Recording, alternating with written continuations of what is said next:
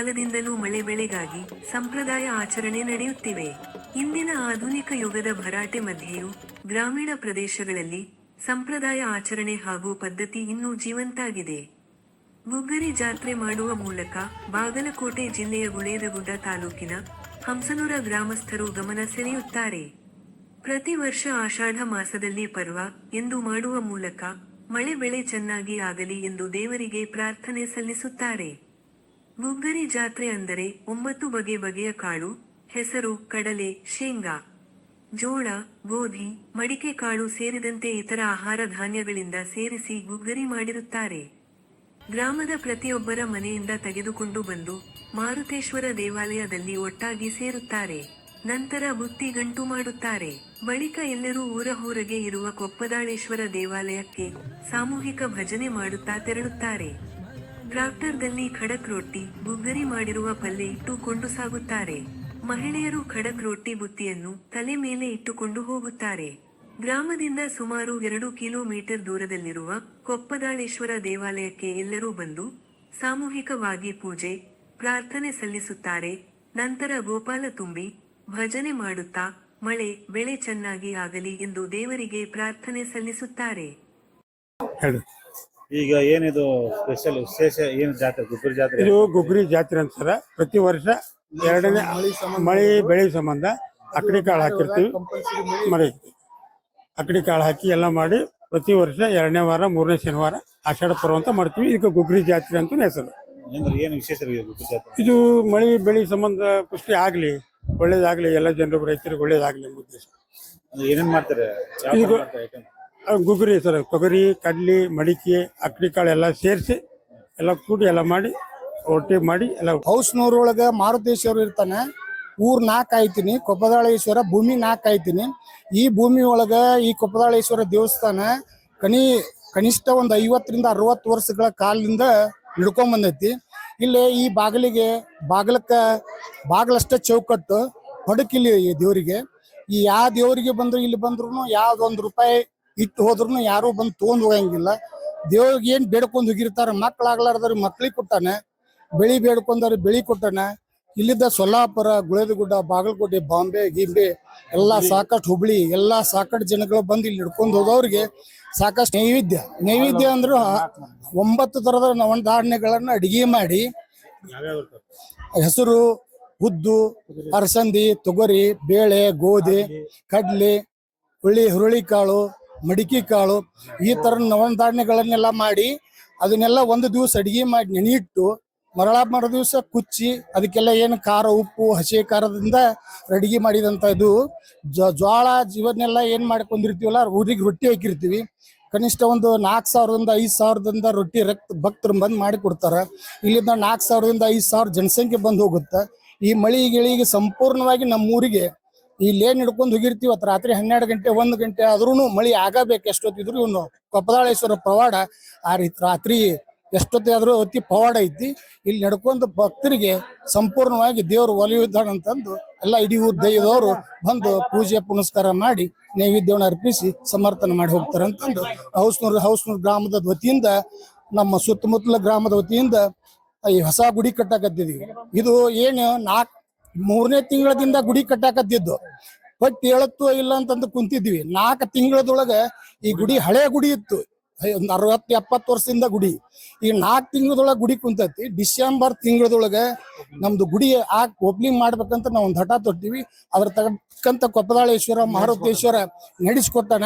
ಭಕ್ತರು ಯಾರು ಬಂದವರು 5,000 10,000 ತಮ್ಮ ಕಾಣಿಕೆಯನ್ನು ಸಮರ್ಪಣೆ ಮಾಡಿ ಎಲ್ಲ ಸಂಪರ್ಕ ಮಾಡ್ಯಾರ. ನಡಿದೈತಿ. ಇನ್ನು 4 ತಿಂಗಳು ಡಿಸೆಂಬರ್ ತಿಂಗಳದೊಳಗೆ ಓಪನಿಂಗ್ ಆಕೈತಿ. ಬಂದಾಗ ಜಾತ್ರೆ ಬಂದ ಜನರಿಗೆ ದೇವ್ರು ಒಳ್ಳೇದು ಮಾಡ್ಲಿ ಅಂತಂದು ಬಗೆ ಕಾಳುಗಳಿಂದ ಗುಗ್ಗರಿ ಮಾಡಿ ದೇವರಿಗೆ ಪೂಜೆ ಮಾಡಿದರೆ ಇಂತಹ ಕಾಳು ಕಡಿ ಬೆಳೆ ಚೆನ್ನಾಗಿ ಆಗುತ್ತದೆ. ಪ್ರತಿ ವರ್ಷ ಆಷಾಢ ಪರ್ವ ಎಂದು ಮಾಡುವ ಮೂಲಕ ಮಳೆ ಬೆಳೆ ಚೆನ್ನಾಗಿ ಆಗಲಿ ಎಂದು ದೇವರಿಗೆ ಮೊರೆ ಹೋಗುತ್ತಾರೆ. ಈ ವರ್ಷದಲ್ಲಿ ಸರಿಯಾಗಿ ಮಳೆ ಆಗದ ಹಿನ್ನೆಲೆ ಗುಗ್ಗರಿ ಜಾತ್ರೆ ಮಾಡಿ ಮಳೆ ಚೆನ್ನಾಗಿ ಆಗಲಿ ಎಂದು ಭಕ್ತಿಯಿಂದ ಪ್ರಾರ್ಥನೆ ಸಲ್ಲಿಸಿದರು. ನಮ್ಮ ಹೌಸ್ನೂರಿನಲ್ಲಿ ಎಲ್ಲ ಸದ್ಭಕ್ತರು ಗುಗ್ಗರಿ ಸೇವೆಯನ್ನು ಮಾಡುತ್ತಾರೆ. ವರ್ಷಕ್ಕೊಮ್ಮೆ ಈ ಕಾಳು ಪ್ರಸಾದ ಮಾಡುತ್ತಾರೆ. ಅದು ಆಷಾಢ ಮಾಸದಲ್ಲಿ. ಅದರ ಈ ಮಳಿ ಬಿಳಿ ಎಲ್ಲ ಕೊಟ್ಟು ಕಾಪಾಡಲಿ ಅಂತೇಳಿ ಆ ತಂದೆ ಹತ್ರ ಬೇಡ್ಕೊಳ್ತೀನಿ. ಅಷ್ಟೇ ಅಲ್ಲ, ಸರ್ವ ಎಲ್ಲ ಕಲಾವಿದರು, ಎಲ್ಲ ಗುರು ಹಿರಿಯರು ಈ ಕೊಪ್ಪಳೇಶ್ವರ ಇನ್ನು ಮುಂದೆ ಸನ್ನಿಧಿಯಲ್ಲಿ ಎಲ್ಲರೂ ಸದ್ಭಕ್ತರು ಸೇರಿ ಆ ಅಜ್ಜನ ಗುಡಿಗೆ ಸೇವೆಗೆ ಆಗಮಿಸುತ್ತೆ ಸರ್. ಇದು ಕಡ್ಲಿ, ಹೆಸರು, ತೊಗರಿ ಬೇಳೆ, ಜೋಳ, 9 ದವಸ ಧಾನ್ಯಗಳು ಎಲ್ಲ ಇರ್ತವೆ ಸರ್. ಸೇರಿ ಎಲ್ಲಾರು ಮನೆಯಲ್ಲಿ ಮಾಡಿಕೊಂಡ್ ಬಂದು ಅಜ್ಜಗ ಗೋಪಾಳ ತುಂಬಿಸ್ತಾರೆ. ಎಲ್ಲ ಜನರಿಗೆ ಒಳ್ಳೇದು, ಮಳಿ ಬಿಳಿ ಎಲ್ಲ ಸಂಪತ್ತು ಕೊಡು ತಂದೆ ಅಂತ ಅವನಲ್ಲಿ ಪ್ರಾರ್ಥಿಸಿಕೊಳ್ತಾ ಇದ್ದೀವಿ ಸರ್. ಎಲ್ರಿಗೂ ನಮಸ್ಕಾರ. ಹಂಸನೂರು ಗ್ರಾಮದ ಶ್ರೀ ಕೊಪ್ಪದಾಳೇಶ್ವರ ದೇವರ ಒಂದು ಆಶೀರ್ವಾದದೊಂದಿಗೆ ಪ್ರತಿ ವರ್ಷ ಆಷಾಢ ಮಾಸದಲ್ಲಿ ನಾವು ಈ ಒಂದು ಗುಗ್ರಿ ಜಾತ್ರೆಯನ್ನ ಹಮ್ಮಿಕೊಂಡಿರ್ತೀವಿ. ಗುಗ್ರಿ ಜಾತ್ರೆ ಅಂದ್ರ ಹಲವಾರು 9 ದವಸ ಧಾನ್ಯಗಳನ್ನ ಕೂಡೀಕರಿಸಿ ಅದನ್ನ ಎಲ್ಲ ಜನಕ್ಕೆ ತಲುಪಿಸುವುದರೊಂದಿಗೆ ಈ ಒಂದು ನಮ್ಮ ಹಂಸನೂರು ಗ್ರಾಮಕ್ಕೆ ಮಳಿ ಬೆಳಿ ಮತ್ತು ಸಕಲ ಸೌಲಭ್ಯಗಳು ಆ ದೇವರ ಕೃಪಾಶೀರ್ವಾದದಿಂದ ದೊರೀಲಿ ಅನ್ನೋ ಉದ್ದೇಶದಿಂದ ಪ್ರತಿ ವರ್ಷನೂ ಈ ಆಷಾಢ ಪರ್ವ ಅಂತ ನಾವು ಹಮ್ಮಿಕೊಂಡಿರ್ತೀವಿ. ಈ ಆಷಾಢ ಪರ್ವದಲ್ಲಿ ಎಲ್ಲ ಹಂಸನೂರಿನ ಗ್ರಾಮಸ್ಥರು ಮತ್ತು ಸುತ್ತಮುತ್ತಲಿನ ಹಳ್ಳಿನ ಗ್ರಾಮಸ್ಥರು ಕೂಡ ಆಗಮಿಸಿ ಅವರೆಲ್ಲ ಕೂಡ ಈ ಗುಗ್ರಿ ಜಾತ್ರೆಯಲ್ಲಿ ಭಾಗವಹಿಸಿ ಅವರು ಕೂಡ ಈ ಗುಗ್ರಿಯ ಪ್ರಸಾದವನ್ನ ಸ್ವೀಕರಿಸಿ ಆಶೀರ್ವಾದವನ್ನ ಪಡೆಯುವುದು ಪ್ರತೀತಿ ಇದೆ. ಜಾಗೃತ ದೇವರ ಆಗಿರುವ ಕೊಪ್ಪದಾಳೇಶ್ವರನಿಗೆ ಭಕ್ತಿಯಿಂದ ಪ್ರಾರ್ಥನೆ ಸಲ್ಲಿಸಿದರೆ ಸಕಲ ಸಂಕಷ್ಟ ದೂರಾಗುತ್ತದೆ ಎಂದು ಭಕ್ತರ ನಂಬಿಕೆ. ಈ ದೇವರಿಗೆ ವಿವಿಧ ಪ್ರದೇಶಗಳಿಂದ ಭಕ್ತರು ಆಗಮಿಸಿ ತಮ್ಮ ಇಷ್ಟಾರ್ಥಗಳನ್ನು ಪೂರೈಸಿಕೊಳ್ಳುವುದಕ್ಕೆ ಭಕ್ತಿಯನ್ನು ಮೆರೆಯುತ್ತಾರೆ. ಏನೇ ಆಗಲಿ, ಇಂದಿನ ಆಧುನಿಕ ಯುಗದಲ್ಲಿಯೂ ಗುಗ್ಗರಿ ಜಾತ್ರೆ ಎಂದು ಸಂಪ್ರದಾಯ ಆಚರಣೆ ಮಾಡುವ ಮೂಲಕ ಹಂಸನೂರು ಗ್ರಾಮಸ್ಥರು ಗಮನ ಸೆಳೆಯುವಂತಾಗಿದೆ. TV10 news, Bagalkot.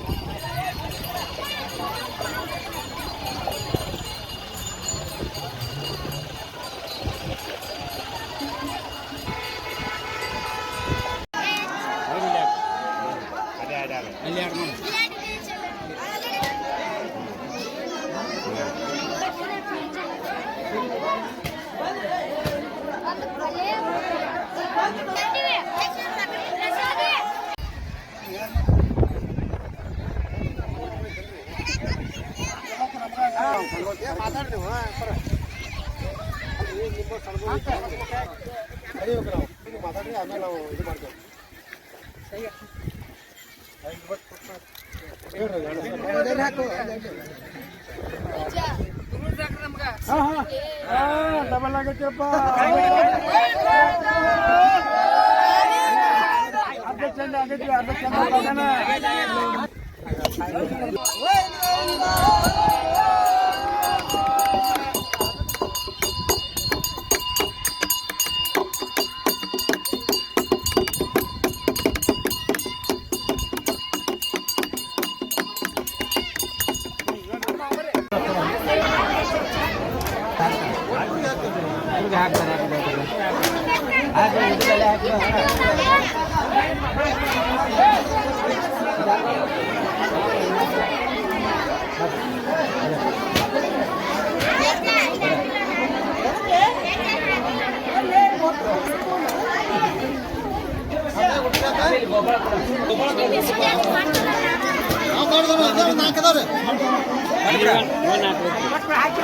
ಗೋಪಾಳ